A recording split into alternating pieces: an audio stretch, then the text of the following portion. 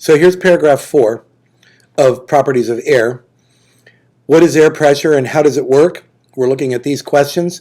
As you move up into the atmosphere, the air pressure actually decreases. This is because at higher altitudes, there is less air pushing down from above. So, what does this mean? You remember this diagram from paragraph 3. And remember I had a little guy standing up here and a guy standing down here.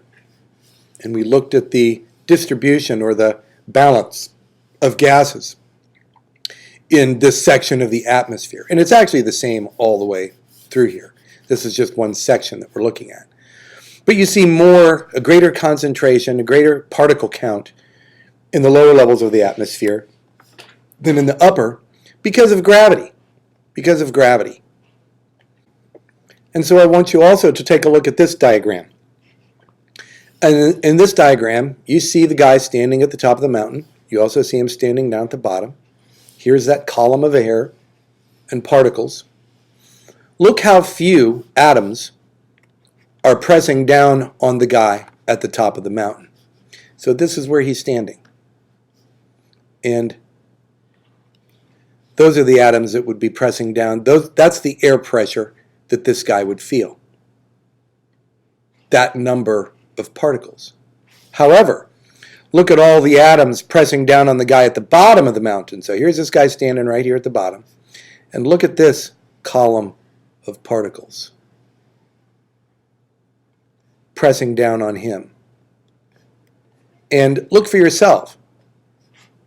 Where would this guy feel or sense the greatest air pressure? So again, as you move up into the atmosphere, the air pressure decreases because at higher altitudes, there's less air pushing down from above. We're going to get that in green in just a minute. So here's an example. Air pressure is similar to what happens when a clerk fills a bag of groceries at the supermarket. Let's say the clerk puts your loaf of bread on the bottom, then adds your chocolate cake, and on top places a jar of spaghetti sauce. When you arrive home, you probably find that the bread has been flattened by the weight of the cake and the sauce. The cake has a few minor dents from the jar of sauce, and the jar of sauce is undamaged entirely. Items closer to the bottom of the bag feel the weight of all the items above them. When an item is placed higher in the bag, there's less weight pressing down on it from other items. And we also can see this when we go to the swimming pool. And this is 12 feet of water.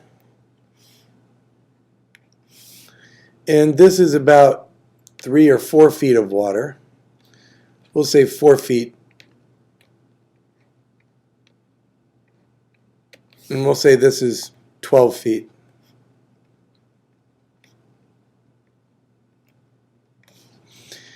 So thinking about air pressure in the atmosphere is very much like thinking about water pressure in a swimming pool.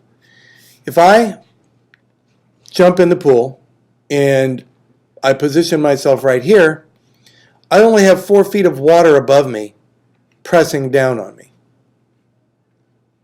And so to just kind of go down and get quarters off the bottom of the pool in 4 feet of water, for most of us isn't too bad. But if we go over to the deep end, and we're going to go down and we're going to get quarters off the bottom in the deep end, we're going to have 12 feet of water above us pressing down.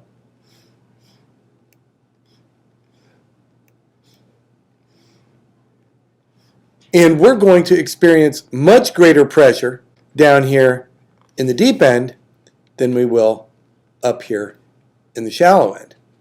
And the atmosphere is the same way. The higher you are up in the atmosphere, the lower the pressure will be because you have fewer particles of air above you pressing down upon you.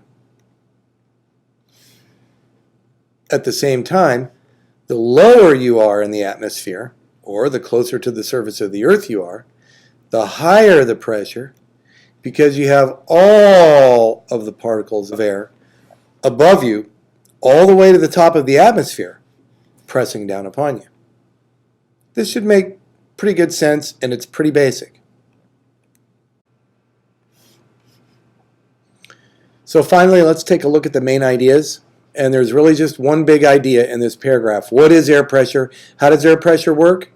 Well, as you move up into the atmosphere, the air pressure decreases. That's a double underline. This is because at higher altitudes, there's less air pushing down on you from above. So if we have higher up in the atmosphere, we're going to get less pressure. The lower you are in the atmosphere, the greater the pressure. Okay, that's just that basic. That pretty much does it for paragraph 4. I want you to look at a graph.